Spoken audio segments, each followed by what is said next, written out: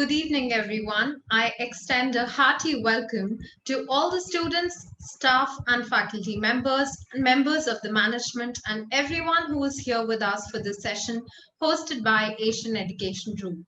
This shall be a wonderful opportunity for all of us to hear the most influential speaker, a charismatic leader, and a mentor to many, Mr. Chris Colbert, CEO 180 Global Innovation USA and former Managing Director, Harvard Innovation Labs.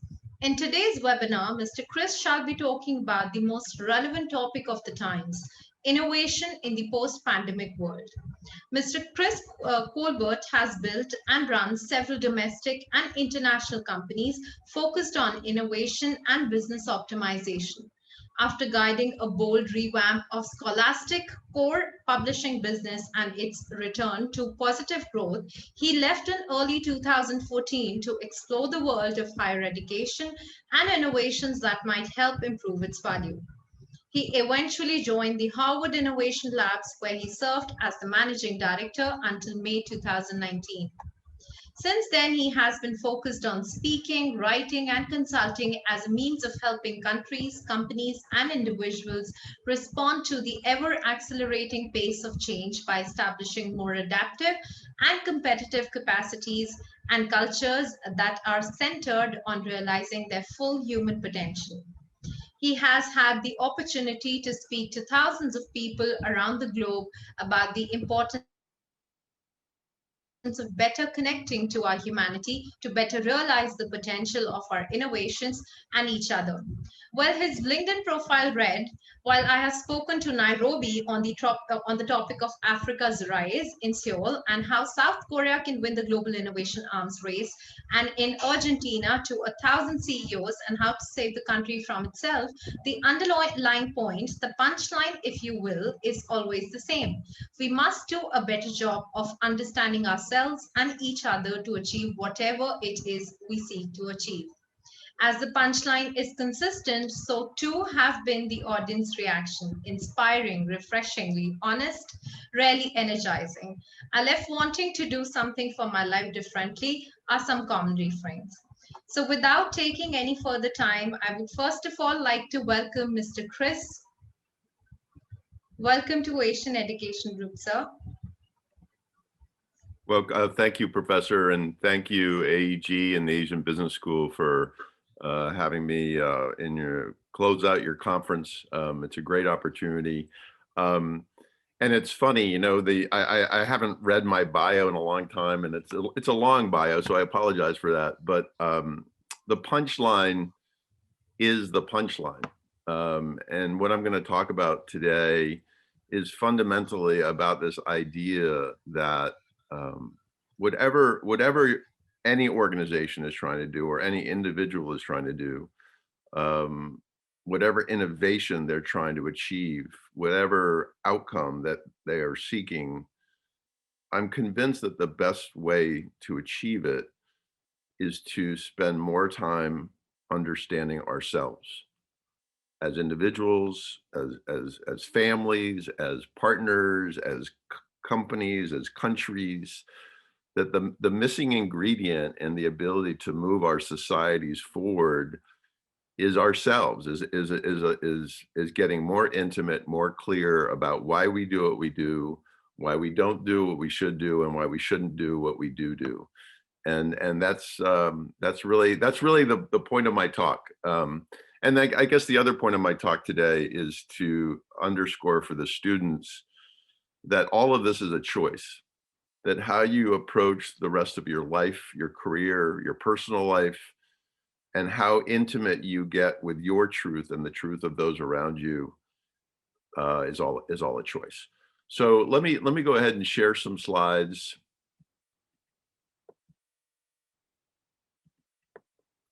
Hopefully you can see that. A couple of other things I want to share before I get into it. I get asked a lot about what the world is going to be like post-pandemic, what's changed as a consequence of the pandemic. And by the way, I want to acknowledge the challenges your country has right now, and just how our heart goes out to you. And our hope that, you'll get to the other side very quickly with as little loss as possible. We in America are starting to get to the other side, and it is a joyous thing, but it also comes with a lot of sadness. Um, so I get asked the question, what's life going to be like after the pandemic, or what have we learned from the pandemic? And one of my beliefs is the pandemic hasn't really changed all that much. What it has done is has magnified the problems that we have. And and one of the biggest problems that we have is the reluctance of humans to change. Reluctance of humans to change their beliefs, to change their perspectives, to let go of their biases and their legacy thinking. And so my hope coming out of the pandemic is that more of us recognize that we have somewhere between a responsibility and an opportunity to become better prepared for the world ahead. And so, in that regard, the subtitle of my talk, hold on, is Becoming Future Ready. That I really believe that every individual, whether you're a student or an older person like me, has this opportunity to think differently, to act differently, to get more connected to the truth of what's going on around us in order to be better able to realize our potential and also better able to give back to the societies we operate in. And to underscore this, I start with a story from many years ago. I used to be an advisor to Polaroid Corporation, now a defunct company. And part of the reason why they're defunct is back in the late 90s, I'm in a room with the senior executive team talking about digital imaging. And at some point, I drew a little bubble on the on a whiteboard, and I said, "Do you know what this is?" And they said, "No, what is that?" And I said, "That's a swell in the ocean called digital imaging. That if you don't respond aggressively, if you don't change quickly, that swell will turn into a tsunami that wipes out your company." And they all looked at me and said, "No way." And 6 years later, they were out of business. And my point in sharing that story isn't to say that I am prognostic, that I can predict what's about to happen. The point of that story is the behaviors that those executives exhibited are the problem for humanity generally. And that is the majority of humans are fundamentally closed. And in order to thrive in the post-pandemic world, in order to be truly future ready, you have to be open. You have to be open. And I know that sounds trite and silly, but the majority of people are not open. The majority of people hold on to the past, hold on to preconceived notions, hold on to biases, hold on to predilections. And in holding on to those things, you end up exposing yourself to the potential of going out of business, metaphorically as well as practically speaking. So the first question I would ask the students on the call is, are you open enough? Is your mind and your heart open enough to recognize what is really going on around you, whether around you is at home, around you is at school, around you is in your community, around you in the world? Are you? And be honest with yourself. Another aspect of this is the inability of humans to connect dots, to connect with the world, to connect with information. And this is also a sort of a behavioral function. It's not a functional function, it's a behavioral function. The capacity to see connections and how hard you work at seeing connections. And then there's this other thing happening in the world today, which I think COVID again has magnified, is we live in a time of massive contradictions. I mean, think about it. We have more information at our disposal than we've ever had before, and yet we have an increasingly hard time separating fact from fiction, truth from falsehoods. We have more wealth at any point ever in the history of the world, and yet at the same time, we've never had such massive economic inequality. We have more obvious need for rationale for globalization. We are truly a connected society, And yet we've never seen such an increase in nationalism and populism. And then the last contradiction, which is fundamentally a behavioral contradiction, which I believe proves my point that it's all about humans, is we have this thing called climate change. And the data is stark, and the realities of it are stark. And yet, the vast majority of humans, of the several billion people that live on this earth, don't actually care, or they don't care enough to actually do anything about it. So it all rolls up into this idea of coming out of COVID, going into COVID and coming out of COVID. We're living in an era of massive change, just massive change. The funny thing is, though, as we live in an era of change, we also have to recognize that we haven't really changed all that much. And I go to this simple visual of this evolution of the human species from a primate to this theoretically rational and sophisticated creature on the right. And my view is that the creature on the left and the creature on the right aren't really that different, and that the creature on the right is pretty primal, pretty emotional, pretty subjective in much of the actions that it takes. And I go to this guy Abraham Maslow. By the way, if you don't know Maslow, you should. 1950s American psychologist who studied human behavior, and he determined this hierarchy of need, that the vast majority of humans make the vast majority of decisions based on this hierarchy, with a particular focus on the bottom 3 points. Do I have enough food? Do I have enough water? Am I safe? And do I have some sense of belonging? And again, the majority of our decisions are fueled and filtered through this hierarchy, these first 3 levels of need. My view is, for those of you that want to be ready for what's about to come, we have to blow through those 3 levels of need and focus on the top 2 levels of need, which is really about self-actualization. So this idea of future ready isn't simply ready to survive, it's ready to thrive. And the way to do that, as I was saying, is to be, intimate with self, understanding of humans, open, embracing connections, embracing the contradictions, etc.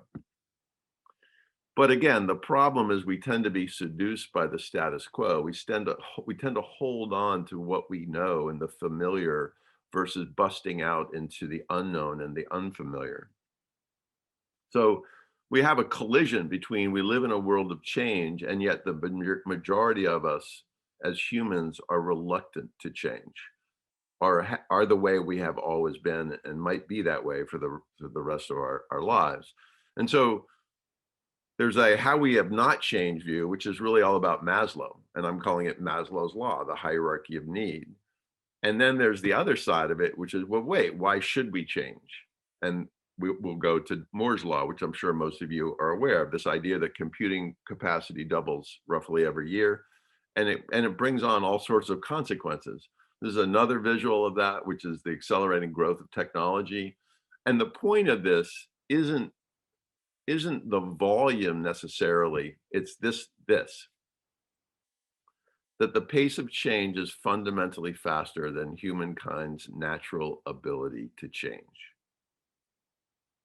This is somewhere between the issue and the challenge and the opportunity.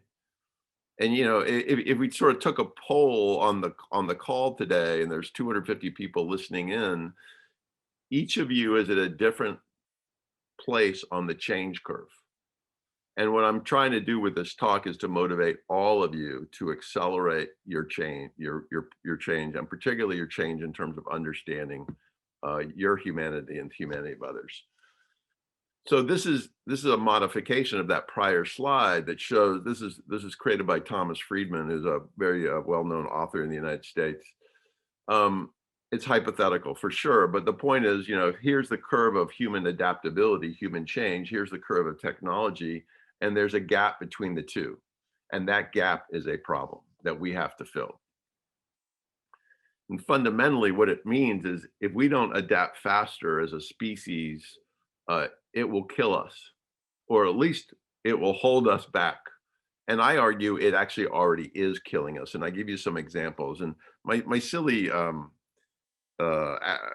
application here is, imagine if you had a telescope from a spaceship far away, and you're looking back at planet Earth, and what might you see?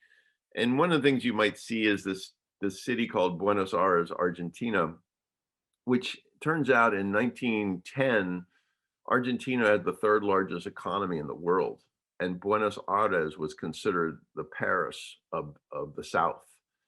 And fast forward to today, and this country has reverted back to being a developing country, and I think its GDP is now ranked something like 90th in the world. Um, yeah. If you look again, what might you see? And you might see a company called Research in Motion, which had a product called a BlackBerry, one of the first smartphones. 2007, BlackBerry RIM owned 20% market share of the smartphone market. And today they basically aren't in the smartphone market. They weren't committed to being future ready. They weren't committed to being open to connecting the ways I've been talking about. So you look again at the world, you might see a person, and in this case, it's a American named Sarah, who's a software engineer. She works for a robotics company, and she has a really great job. The problem is, if Sarah doesn't innovate herself every year, 25% of her skills become obsolete every year, which means if she's not innovating herself, if she's not focused on becoming future ready, in 4 years, Sarah might be out of a job. And we'll look one last time. What do you see? And I see your life. So imagine you're walking down a street and you see a movie theater, and the marquee says, "Your life, the movie." And you walk into the movie theater and you sit down and you watch a 2-hour movie of life. And the question I have for each of you is, at the end of the movie, do you stand up and applaud, or do you walk out of the theater with regret? Do you walk out of the theater sad that you didn't have the adventures, you didn't push your own capacities, you didn't engage in ways that really took advantage of the skills that you've been given? You didn't make a great movie. And that, to me, is the ultimate reason, if you will, to focus on becoming future ready, to focus on innovating yourself, to focus on changing your behaviors. This is your only this is your only chance at making a great movie. So the summary view here is all of us not changing faster, not engaging more openly, is fundamentally the waste of a life. And why not make a better movie? And it's a choice. I said that at the beginning. All this is a choice. You can either take what I have to say and ignore it, or you can take what I have to say and use it to motivate you to begin to engage the world, engage your life, engage those around you a little differently. The rub of all this, though, is this is not an intellectual exercise. As much as you might want to make it an intellectual exercise, it's not. This is fundamentally about human behavior. And the problem with human behavior is there are only two motivators of behavioral change. This is my theory, but I think it's pretty true. The two motivators of change are this: aspiration, which is you decide, I'm just going to do this because I want to realize the full potential of my life. I want to innovate myself for the future. But the one that really works is desperation. Aspiration is a want state, and desperation is a need state. And for the vast majority of humans, they need desperation to motivate their change. Go back to the Polaroid guys. Their unwillingness to change their company to address the tsunami called digital imaging was because they were not desperate enough. And by the time the company started collapsing, it was too late. So I wrote a book called This Is It. And one of the things I talk about is this issue of aspiration versus desperation. And for the majority of humans, the only way to achieve to begin to motivate behavior change is to achieve what I call acceptable rock bottom, where you feel like you have no way to go but up. You have no, there's no risk in undertaking behavior change because you're literally at the bottom of your career or the bottom of your life or whatever. I don't really wish that upon people, but I do recognize that for the majority of people, desperation is the only real motivator. So it's really a choice, right? You sit here today and say, well, do I want to do any of what Chris is talking about? Hopefully you attach to aspiration as a motivation. You get excited about the potential of all that versus waiting for the day where desperation is at your door and you have to begin to change your behavior. If you're looking for a context to attach this, call it personal innovation journey to, the beauty of life is that there are many different contexts to choose from. There are structural contexts, like you want to become future ready for the earth. You want to become future ready for your future employer. You want to become future ready for your family. They're functional contexts, but I think the most important context is the context of being human. The fact is the majority of us are only given one life, and isn't it right? Isn't it appropriate? Isn't it our responsibility to take full advantage of that capacity by evolving ourselves, challenging ourselves, innovating ourselves to become future ready? So the functional question is, okay, I sort of buy what you're talking about, that I can evolve faster. I can work on my ability to be open, to let go legacy stuff. Like, but what exactly do I have to do to become future ready, to become ready for the world after the pandemic? And I've collapsed it down into seven thoughts, and I'll take you through them. The first is this idea of committing. Again, this is behavioral. Like all innovation, all successful innovation is fundamentally around behaviors. Either the behavior of you, the behavior of your customer, the behavior of the market, behaviors. The innovation of you is definitely about the behavior of you. And so whether you feel aspiration or desperation, the first point here is the importance of committing to changing your behavior. Um, The second lesson, which is brutally hard for people, um, is this idea of embracing the truth of you, the truth of your biases, the truth of your predilections, your notions, the truth of your fear. So many people have such discomfort telling the truth to themselves, telling the truth to their family, their loved ones, their partners, their bosses, their fellow workers. And so I argue that if you want to become future ready, you've got to get much more comfortable with the truth. And the truth is really about intimacy, intimacy with who you are, how you are. And by the way, acceptance in terms of who you are and how you are. And being willing to, I call it, open the kimono to share that truth again with you and with others. There's this expression, sorry, the truth will set you free. And I think it's true. And so the question is, do you want to be free? Free of lies, or free of omissions, or fear of telling the truth? Like, if you have a choice between fear or freedom, which would you pick? And hopefully you pick freedom. The third lesson, which sounds also trite, but I got to tell you, so many aspects of society are completely devoid of clear intention. So my question for each of you right now, just to ponder for a second, is, what is your intention? What do you seek as a human? What do you seek personally? What do you seek professionally? Are you clear as you think about making your own life movie? Are you clear about what you want that movie to be about?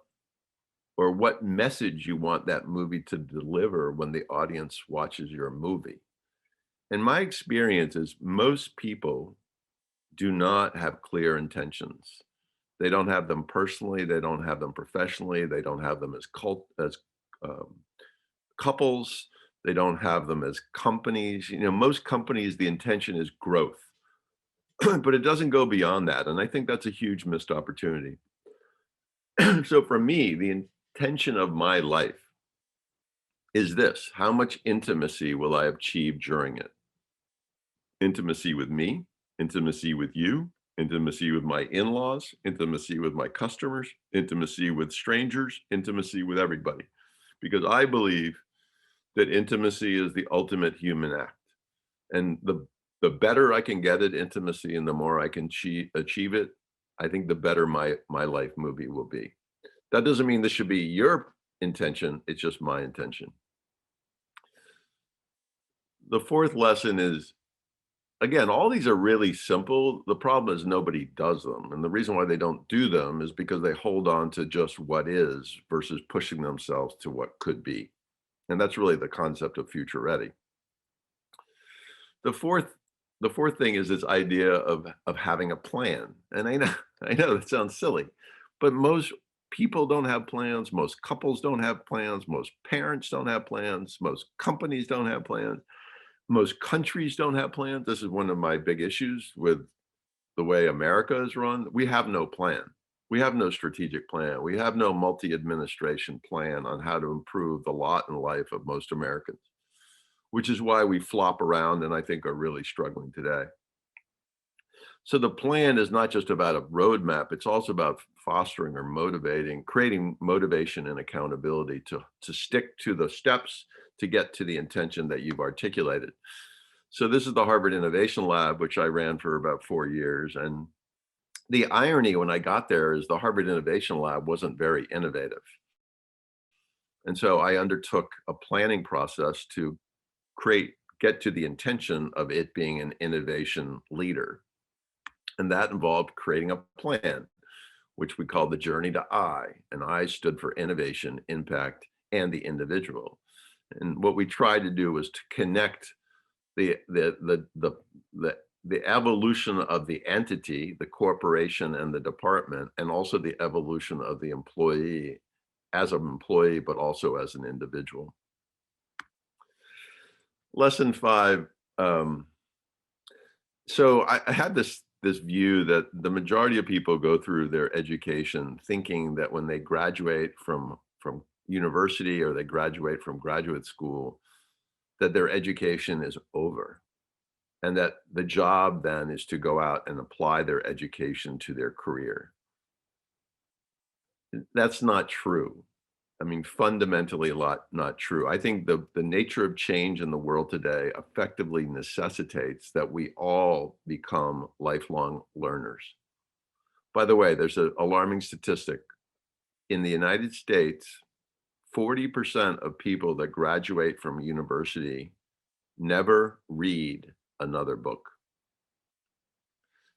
Alarming. So as you go out into the world, go out as a learner, as an active learner. This goes back to being open. Like you future ready is you're never future ready in a way. You're constantly pushing yourself, challenging your conventional thinking to understand new things. And so you're a lifelong learner. But the other part of it is you're also a lifelong teacher. I really believe one of my expressions is the irony of self-help is that nobody can do it alone. The irony of self-development is that nobody can do it alone. We all need the help of each other. And so surrounding yourself with both teachers and learners is a critical function, and recognizing that as you engage the world, you are both a learner and a teacher for life. Remember the gap. This gap is not going to go away by next Friday. This gap is going to be with us for a long, long time. And the only way to close the gap is to be both a learner and a teacher. By the way, a little statistic, there's a study done of top 100 CEOs in the world, and on average, they read something like 52 books a year, so a book a week. And so one question for you guys is, how many books do you read? And how many books do you plan on reading the minute you graduate from school? Lesson 6 is this idea of getting outside, that we can't think anew, we can't innovate ourselves, we can't be future ready without having a real understanding of what is going on in the world. Again, sounds obvious, but you would be amazed at how many people don't have that expansive view of what's going on in the world. And I would say to the people that are specialists on this call, so I know some of you are in law school, some of you are computer science majors, that's great. But just recognize, if you're going to be an amazing lawyer and if you're going to be an amazing computer scientist, the best way to be an amazing one of either is to expand your knowledge beyond the vertical or the area that you're most interested in. It's sort of like taking in all different kinds of materials, all different kinds of food, fruit, and processing it in your brain. The more diversity of understanding you bring in, the more diversity of perspective, the greater the likelihood your ability to create in ways that are relevant and applicable to the world. And then the last lesson is, I sort of said this already, is this idea that you can't do this alone. Self-development, becoming future ready, is not an individual undertaking, it's a collective undertaking.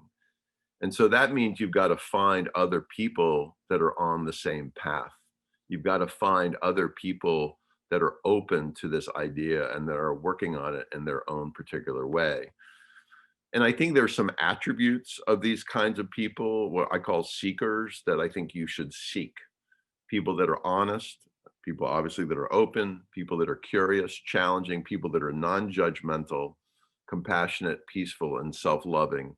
And I include self-loving because I think in order to become intimate with self, in order to become intimate with others, in order to really understand the truth of us, we have to be okay with who we are.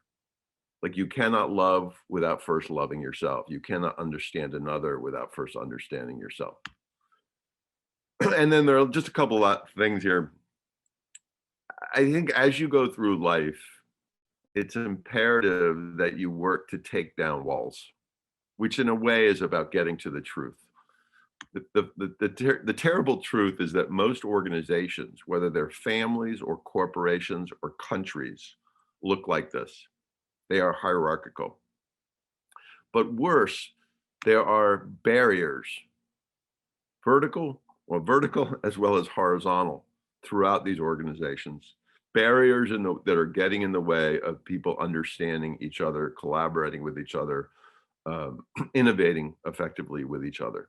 We've got to remove these barriers. And again, this could be at home, this could be in school, this could be at work. We got to take down the walls that are everywhere.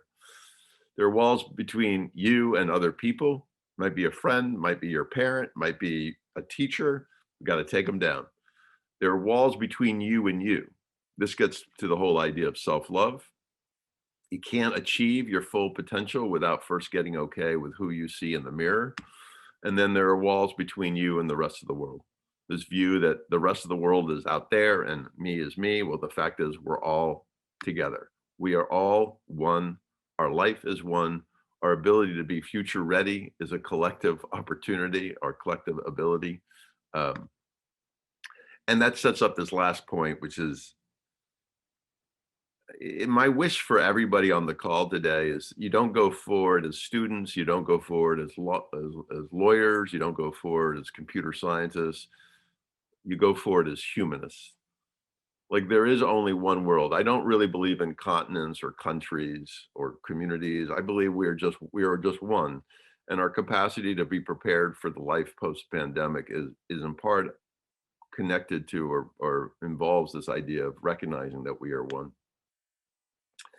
There's a great quote from Tim Cook from Apple, who once said this: our responsibility is to infuse the technologies we make with the humanity that makes us. Right? But you can actually modify this. Our responsibility is to infuse the lives we make with the humanity that makes us. Right? And it's all a choice. So the final question is, as you go forward with your lives, your careers, your professions, how future ready do you want to be? How much do you want to exhibit the behaviors that I just shared? How much do you want to contribute to a better world? So with that, I'll stop talking. I'm sorry I probably went too long. I hope this is helpful. Happy to take questions. Professor, if you have any questions. Sir, Anybody has any first questions? thing, this was not just helpful. I think motivating would be a small word. This was awakening. I think for all of us that we really need to shred down those personal barriers and think about changing. Indeed, a wonderful session, sir. So we have some questions from the students. With your permission, shall we start with the Q&A? Sure. Right. So what ignited your interest towards innovation and business optimization, through which you had helped several business organizations? Um, Great question. I have kind of two influences. One is my father was a very senior officer in the military. He was a commander in chief of the Allied forces in Southern Europe, and his last career, his last job. I grew up in a world where he was trying to make the world a better place. That was kind of his thing, and so I've always, we didn't sit around the dining room table talking about sports. We were talking about big stuff, and so that was an influence. I think the second influence is I've just always been. I'm not a very smart person, but I work hard to try to understand what's going on around me. I would say I'm a good observer, and in observing life and observing other people and observing countries, companies, situations, my own family, I've always seen opportunity. I've always seen things that weren't quite right or things that could be better.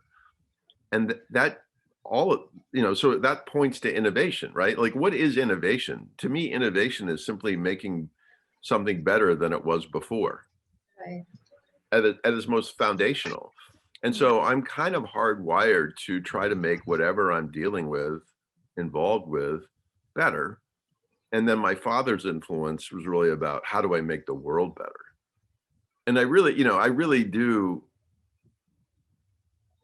I do believe that if more of us step forward as humanists to care about being human, to care about understanding what it means to be human, and to care about helping humans around us, we have a chance to have this thing called Earth be a more equitable, fair, loving, and I don't know, productive place.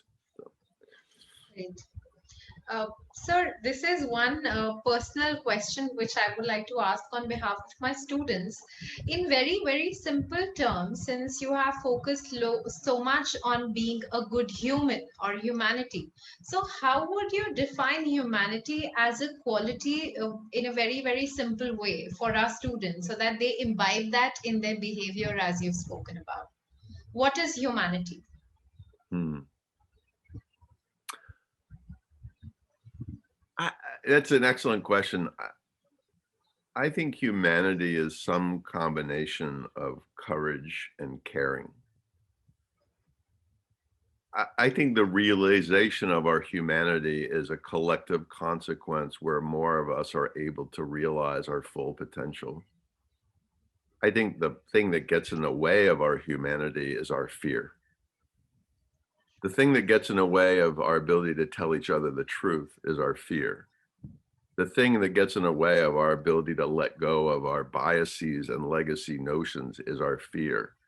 Mhm. The thing that gets in the way of us realizing our potential in terms of stepping into new paths and reaching out to new people is our fear. So to realize the power and profundity of our humanity, we must bring together a combination of caring, which is really about motivation, and courage, which is the capacity to take on our fear. I'll also say to you, I've come to believe that there are not courageous people versus fearful people, that there are just people.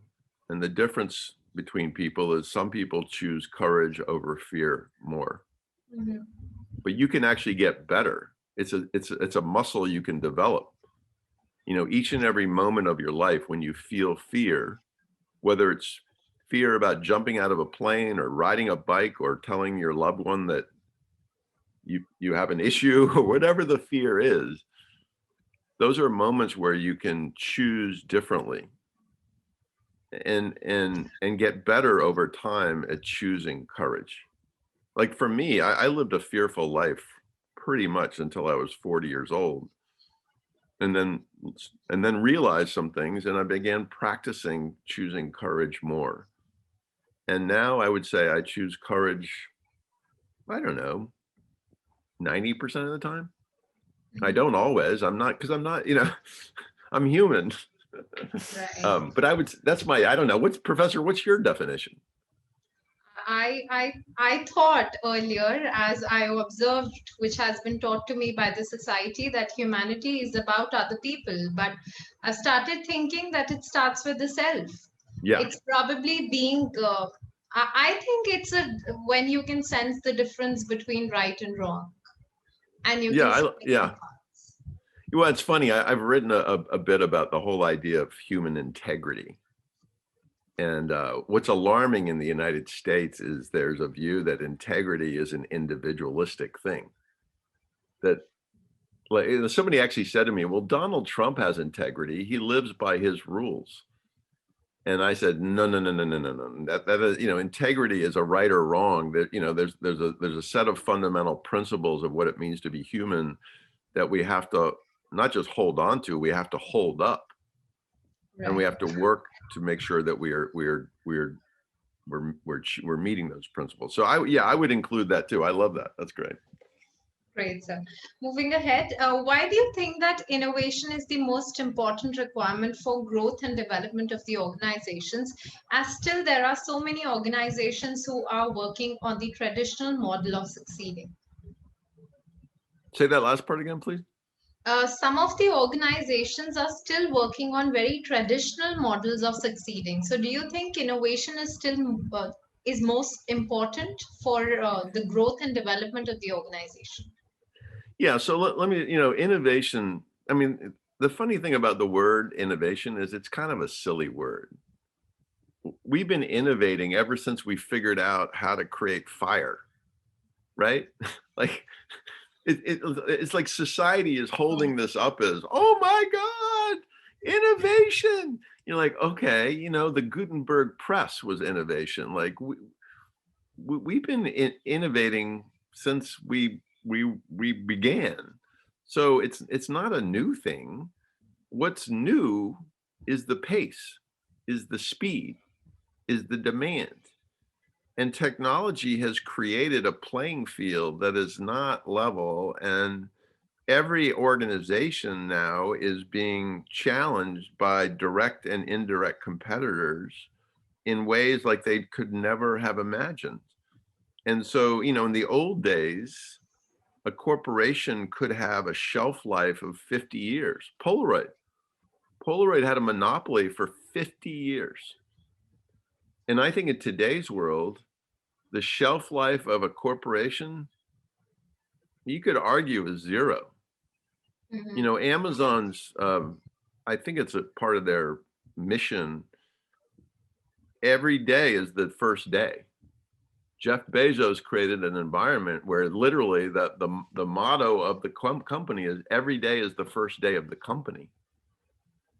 And I think that's right. Like there is, and that is right for us as humans. Every day is the first day of my life, right? Every day is the first day of our relationship. Every day is the first day of my family. And how am I choosing to approach it in ways that ensure the viability of the entity? Because standing still is a recipe for being out of business, for being divorced, for being name the negative consequences. But But the irony is that human behavior doesn't really want to accept that, because we hold on to the past. The past is comfort. It goes back to Maslow's Right. hierarchy. There's familiarity in the past. We've always done it this way. My relationship with my dad has just always been that way. I just need to, like, that's just the way it is. But the problem is that's delusional thinking. You can hold on to that as comfort and familiarity, but it will kill you. It will end up causing serious harm to you, to others, to your employees, whatever. But again, you know, another theory I have is everything, the bell curve applies to everything, right? The Mhm. standard distribution curve applies to everything. Doctors, lawyers, parents, pick it. And so it applies to companies. The vast majority of companies are average to bad. The vast majority of companies don't understand or aren't interested in what I just had to say. And what it means is the churn is just going to accelerate. The number of businesses going out of business, as the pace of change continues to accelerate, that will also accelerate. And part of what I do as a consultant is help companies understand that this isn't going away. That Mhm. if they don't change, if they don't accelerate their capacity to evolve their business and business models, they will be out of business. Right. So, though we have heard a lot from you, so we are really very excited to know about the most challenging and innovative project you worked on during your whole career, and what measures did you follow while handling the assignment? Say that last part again, please. What measures did you follow while handling that particular assignment? So what most exciting project when I was at Harvard or in my life? Um, Entire life or your the professional career? So I would say the most successful innovation I ever was involved with was myself. Truly. The second one might be my children, but their mother had a pretty significant hand in that. Yeah, so and I'm not being silly. At 40 years old, I had no intimacy with myself. I had little courage. I had all the stuff I've been talking about, and I just woke up one day and said, I don't want to do this anymore. I don't want to make a bad movie. Mhm. And so for the last 20 years, I've been innovating myself. And I honestly, Professor, I wouldn't be on this call if I hadn't innovated myself. I wouldn't have the profound relationships that I have. I wouldn't have written 2 books. I wouldn't be doing what I'm doing. And so I think that's my answer to the question, is that the most successful innovation I've ever been involved with was myself. And by the way, the measure of all that was freedom. Back to that whole thing of fear versus freedom. I live largely without fear, and by living without fear, I'm free, and by being free, I have the capacity to be intimate and open and honest with everybody. And that is profound as a way to live. To walk the earth with no bag of rocks on my back, to walk the earth. I mean, if I was with you right now, we are together. We are human together. Uh, you know, Right. and that is a powerful thing. Um, I'll also say, a startup that I was involved with that I started, um, ironically, that failed. Um, and it was ironic because it was all about helping people realize their human potential. Yeah, I probably shouldn't say this, but it's a challenge to the business school and to AEG.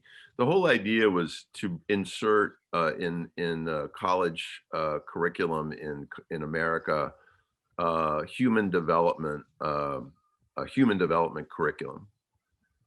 The stuff that I've been talking about, bringing it into the academic experience.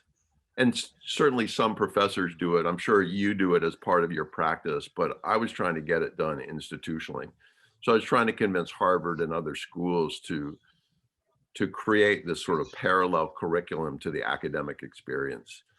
And I was not successful at doing that. But I haven't given up completely. So yeah. Anyway, that's a bad answer your question. Sorry.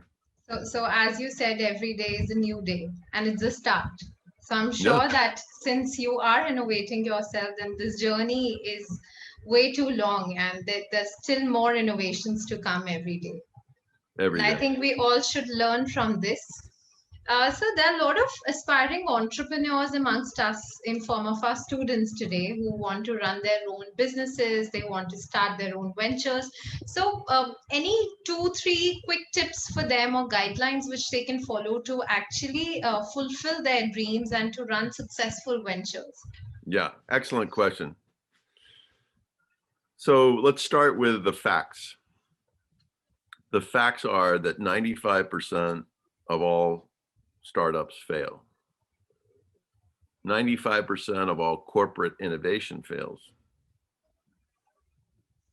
95%. So how do you avoid failure, right? And the way to avoid failure is to get really good at understanding humans. At Harvard, I saw we had 200 startups every semester. So in the course of a year, 400 to 500 startups would come through the program, and most of them failed. These are Harvard students, really bright students. Most of them failed. And the reason why they failed, I believe, is because they didn't want to get really good at understanding humans. Getting good at understanding humans is complicated. It's messy. It requires intimacy, discomfort, fear. And so instead they would focus on building the thing. And this idea of, if I build the thing, the human will come to the thing. The human will buy the thing. The human will adopt the thing. But 95% of the time that didn't happen. The issue isn't the ability to build the thing, it's the ability to get humans to adopt the thing. And the key word there is adoption. Adoption is a big word. It actually means to take into a relationship like a baby. So when a human decides to adopt your thing, that is a very serious decision that requires the return on their investment to be significant, for them to take the risk of changing a pattern, changing a behavior to take your thing into their life. The self. Henry David Thoreau once said, "The cost of a thing is how much of your life you give it." And I think that is really true or accurate, that when you decide to buy one of these for the first time, that's a behavioral change. This thing is replacing patterns that you've had for years, right? It requires learning new skills, new abilities. And so the thing that entrepreneurs miss more than anything is that this decision that the customer's decision to adopt whatever it is you're building is a very personal, massive, complicated decision. It involves an assessment, a calculus on their part, the customer's part, not just of the functional benefits of whatever it is you're built, but the psychological costs, the psychological benefits, the physiological costs, the physiological benefits. It is a very complicated calculus that they undertake. So if you want to increase the chances that they're going to adopt your thing, you have to get really good at understanding what that calculus looks like. What are the human costs? What are the human benefits? Plus, alongside the functional costs and the functional benefits. The other thing that I would say kind of goes with this is the 3 big misses that I saw at Harvard time and time again. Number 1, the problem the entrepreneur was trying to solve was not actually a problem. It was a theoretical problem, an intellectual problem, but it wasn't a human problem. And remember, you're trying to find problems where the human actually cares. Like cares. And they either care because the solution will make their life significantly better, and that part of their life has been a problem and they've been losing sleep over it, and they're frustrated by it and they have an emotional investment in it, or the problem, is something that just been really bothering them. It has to be a problem, like a human problem. And so making sure that it's a real problem is number one. Number two is, I already said this, is making sure you actually understand who they are.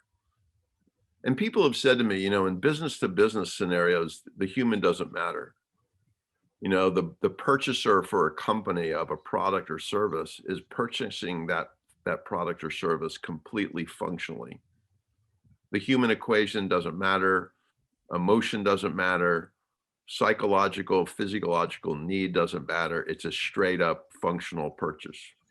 And I fundamentally disagree. That human who is making a purchase decision for a corporation is worried about their job, worried about making a mistake, wants to make sure that they're adopting a product or service, a new technology that will actually work so that they're not exposed, so that their career isn't hurt. So they're making a decision that's just as human as a human making a decision about what kind of blue jeans to buy. And then so what's the problem really? Who's the customer really? The operative word is really, Professor, really.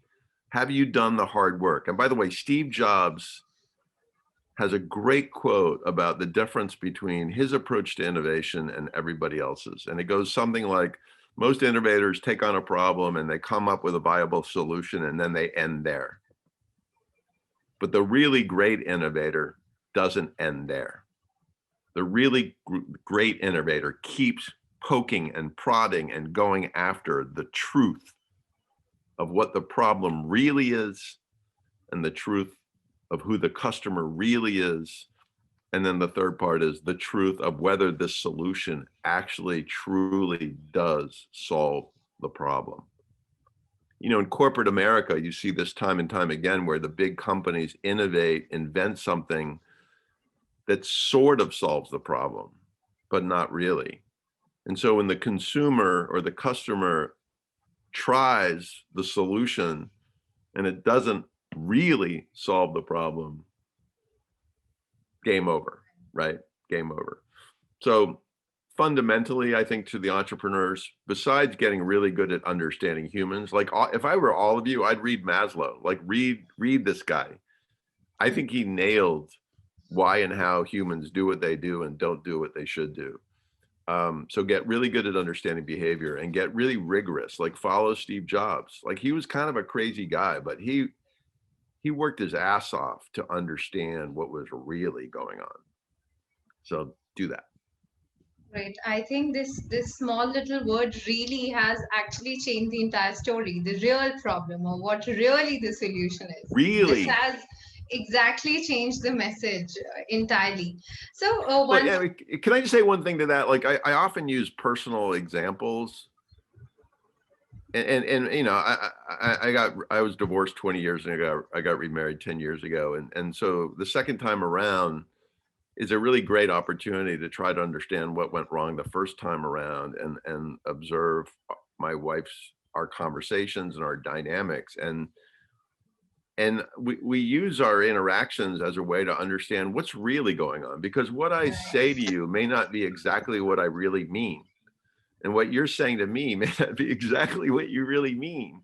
And why you did what you just did may not actually really be what's going on. And I think that's for all of us in our personal lives and our professional lives, gently poking and prodding at what is really underlying this. Too often, I think we live on the veneer of our lives and our work because there's comfort in the veneer. It's when you poke through the veneer, you break through that hard shell and you get down into the mucky, murky, muddy stuff. There's discomfort, but there's also enlightenment. There's also like, oh, this This was it. Yeah. this is what's going on, you know. Anyway, I think from this we can we rather, I would like to ask if we can conclude that, as you said, 95% of the startups fail. I think it's a good thing. I think a road would become much easier if you cross that 95% and then settle down with that 5%, because you would really learn out of it and reach that successful portion. So I think that's a message for our students, that I think the difficult path is also something which is going to get you through right, and move right. forward, isn't it? Yeah, and I mean, two quick things there. You know, my observation is I don't know exactly what the statistic is, but it's probably 70%, 75% of startups pivot, meaning we have an idea to do X, and then we start down the path, and a year later, 2 years later, we're actually doing something pretty different. And so being okay with that, like recognizing that's probably what's going to happen, and the viability of the pivot is a function of how close you get to the truth, right? Like if you're really open, I mean, part of what happens with entrepreneurs is their ego takes over, and they're convinced that the idea is a brilliant idea, and even though the customers aren't responding, the customers are at fault. It's not the idea. So the more each of you can go into this journey with the courage to hear the truth, to seek the truth, to hear the truth, and act on the truth, the greater the likelihood you'll end up in a successful place. Great. So one interesting question ahead. What, according to you, is the right behavior, or I would say the rightest behavior, that is to be encouraged globally into the minds of youth to promote and support the development of the nation? I love that question. I think it would be a combination of, I said it before, I think the most critical behavior is caring. Caring not about self, but caring about others. I mean, in the United States, we have a dynamic right now where our country is divided into we people versus me people. I'm convinced half the population walks the earth caring only about their individual, circumstance. And I think the more we can understand, the more of us who can embrace we, and I mean we across borders, across ethnicities, across religions, I mean, the truth is there is only one human species. We are one. We are not, we are not, we are not more than one. And so if all of us could wake up tomorrow and recognize that the person across the hall, the person in the seat next to me in the class, the person on the bus, the person, around the world, we have somewhere between a responsibility and an opportunity to put our arms around that human and help them as they help us. Like I really, if we could do that, I think 99% of our problems would go away. Even climate change, by the way, is it's a perfect example of our lack of we-ness. I'm convinced a lot of people my age don't care about climate change because they assume they'll be dead, which they probably will before it really hurts. It won't hurt them because they'll be dead, but that's not the point. The point is future generations. But other people's ability to care about future generations is pretty tiny.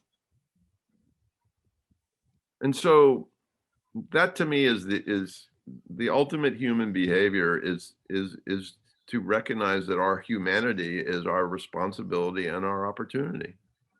And by the way, my personal experience, it is ridiculously gratifying to put my arms around strangers. And I'm not, by the way, I'm not a saint. I'm not, I'm just trying my best to be human. But when I do it, it changes the context of my life in amazing ways. And I know, my movie may not be an Academy Award winner. Like I may not get an Oscar at the end, but it'll be a solid movie. It'll Which be I think okay. we all would like to, constantly learn from it. We would like to watch that movie, and this movie should never end. And I'm sure we can constantly learn from this movie. Yeah. Sir, what is the biggest challenge in the post-pandemic era before the world to optimize their business back into upward growth? Oh, wow.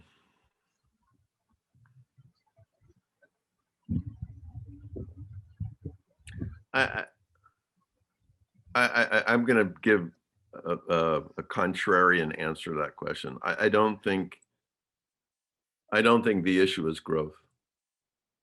We will find our way back to growth because we're hardwired for growth. The capitalist way is all about growth. So we'll get there. I mean, are there things that we could do to get us there faster? Sure. But I don't think that's what we should be aiming for. I think what we should be aiming for is greater equality. I mean, we can get back to growth in the United States and not do a damn thing about economic inequality or racial inequality. And my question for you is that a better world? I mean, one of the craziest things to contemplate is that as a collective, we don't actually agree on what constitutes human progress. This is an assignment for your students. Tomorrow or Monday, ask your friends, ask your classmates, ask your professors what their definition of human progress is. Is it gross domestic product? Is it like, is that what we're after here? I'm like, so far it's not been working out so great, at least in America. Like we have the highest GDP in the world, and when we have some of the most extreme cases of inequality in the world. So I don't, again, you want to go back to the original question. I think we get back to growth faster by getting more people vaccinated and dealing. I mean, in America, we have a huge anti-vax problem, which is going to really slow things down. But I think fundamentally it's going to take care of itself. But I don't think that's the issue. I think the issue is equality, and I think the other one is climate change. Great. So by the way, one thing I want to say about the rise of nationalism and populism and this we-ness versus me-ness, that's all out of fear. Mm-hmm. That's all fear. I mean, in America, it's very much the white majority realizing that they're going to become a minority and subsequently willing to do and say anything to hold on to their dominant position.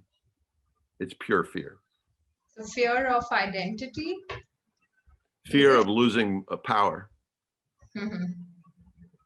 Right. I would say that's the other thing about humanity that I think we all should factor in. Not only is it about caring for others, it's about letting go the need for power. And the irony for me personally is finding freedom has been the most powerful thing I've done in my life. I think when we lose that, the power to learn automatically increases. Yeah, totally agree with that. Right. Sir, in the post-pandemic era, what is, according to you, the most efficient means to optimize human resources to accelerate growth of individuals as well as the institute for their work? Wait, it's like 9 a.m. here. That's a heavy question. Okay, can you repeat it again? I want to make sure I get it right. Yeah, so this is for the human resources or the human aspect of the organization's working. What, according to you, is the most efficient means to optimize human resources to accelerate growth of individuals as well as the institute of their work? Okay, so you're talking about within a corporation? Is that the context? Yes, right, Okay. right. So this goes to, you know, in the 7 lessons of becoming future ready, I talked about the importance of intention. I talked about the importance of truth. I talked about the importance of planning. Most corporations do not have motivating intentions. Most corporations say the purpose of the corporation is revenue and profit growth. And I'm sorry, that's not motivating. And by the way, societally, that's not sufficient. And so I think the way to optimize human resources within any organization, whether it's corporation or a country, doesn't matter, is to establish what I call a motivating context. So where is America trying to get to?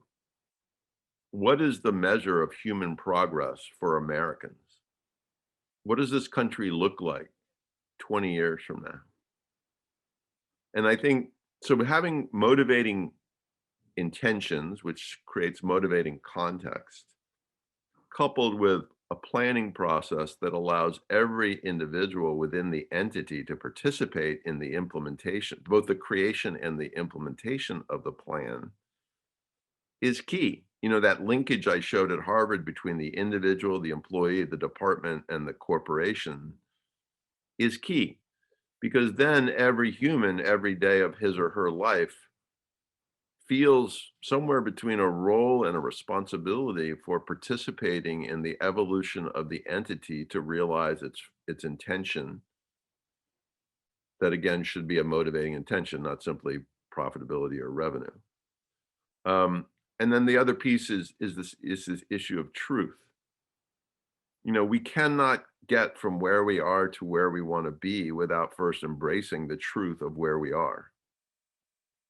And humans are really brilliant at delusion and denial and pretending that where we are is actually okay when in fact maybe where we are is not okay. So but the wrap up of all that is I really believe, and I wrote a piece the other day about this, I really believe the leadership in the post-pandemic world needs to step up. That the leadership of most organizations, companies, countries, doesn't matter, is not good enough. That the leadership needs to take on more responsibility to create motivating context, to recognize that the intention of the corporation is more than simply profit or loss, and to also recognize that the critical element in achieving those intentions is the development of the people that work for them. By the way, most companies in America did not have human development systems. You know, one of the questions I ask managers when I work with companies is what did you teach yesterday? And most managers, senior managers, junior managers, most managers will look at me and go, what do you mean? I'm like, well, your job as a manager is to develop the people that work for you, to motivate them, challenge them, push them to grow personally and professionally, to realize their potential, and in doing so, realize the potential of the company.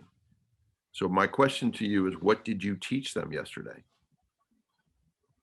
And most of the time, the answer is nothing. And that's a problem.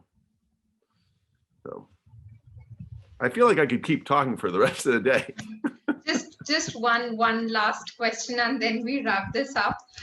So, sir, your prestigious firm 180 is a global innovation consulting firm that helps countries and companies compete by creating cultures of innovation. Mhm. What is the best strategy, according to you, to understand innovative culture for a country like India, to be specific? That's a good question. So let me tell a little story.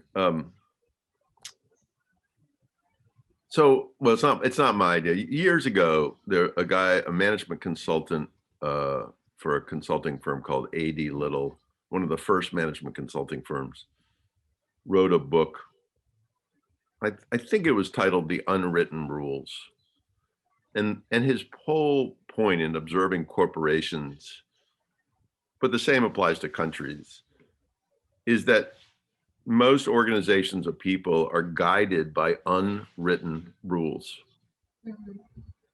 ways of being that simply get grandfathered over time, passed from one generation to the next. And those unwritten rules tend to be the things that get in the way of an organization changing.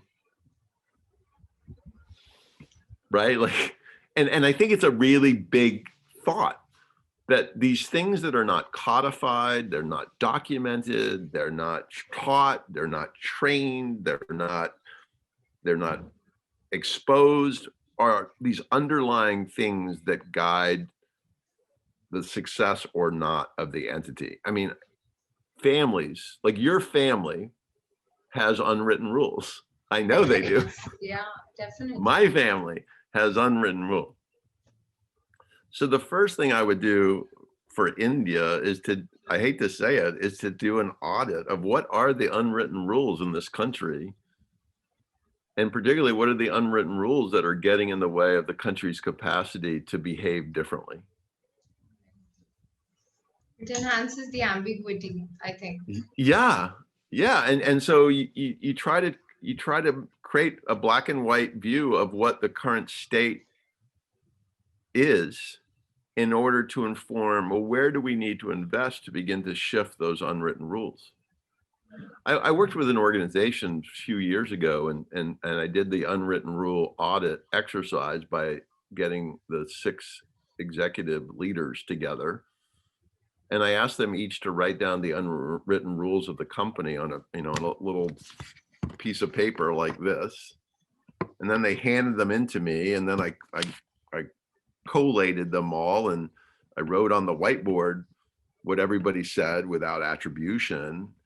And the remarkable thing is the 6 people all had basically written the same unwritten rule, which was we distrust before trust. And by the way, I'd been hired to help them create a culture of innovation. And I said, you guys understand that there's no way we can create a culture of innovation if the primary unwritten rule is to distrust before trust, right? And so the first thing I would do, I mean, is we have to understand what is. The second thing I would do is we have to set our intentions of what we want it to be. And I don't think, again, those intentions are functional. Those intentions are behavioral. How do we want the country of India to be? How do we want our behaviors to be? How do we want our belief system to be in order to achieve more for more people? And then it's a question of, okay, we now know the current state. We now know the desired state. Now, this is where it gets complicated. What are all the things we need to create, do differently, invest in, build, redesign, blow up at a systems level, policy level, even cultural level to begin to shift the society? I was asked by the United Arab Emirates to help them create a culture of innovation. The problem was they wanted it done in 6 months. And I said, I can help you, but I think this will take decades. But I think that's okay. I mean, even that's reflective of humans, right? That we are so naive as to think that you can shift the culture of an entity in months. Cultures are derived from centuries. you know, America's culture is a 300-year-old culture. India's culture is a thousands of year old culture.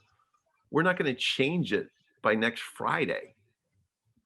But I don't think that means we shouldn't begin the journey, you know, but that also requires, and this is where I'm writing a book titled Technology is Dead. And I'm writing right now, I'm writing the solution part of how do we solve the problem of the world. And one of the challenges is the time horizon. We have to get okay with the recognition that this process is a multi-decade and maybe even multi-century process.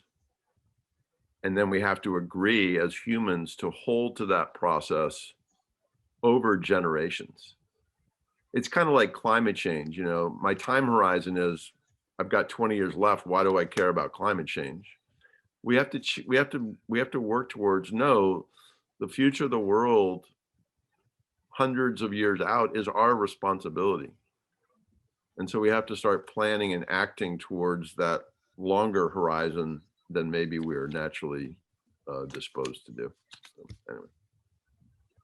Great. I think if we had time, we would have loved to extend these conversations further and talk to you. But indeed, sir, on behalf of the management, students, faculty members, I'm really, really thankful to you, and I extend this gratitude. It was an honorable experience for all of us today, hearing you.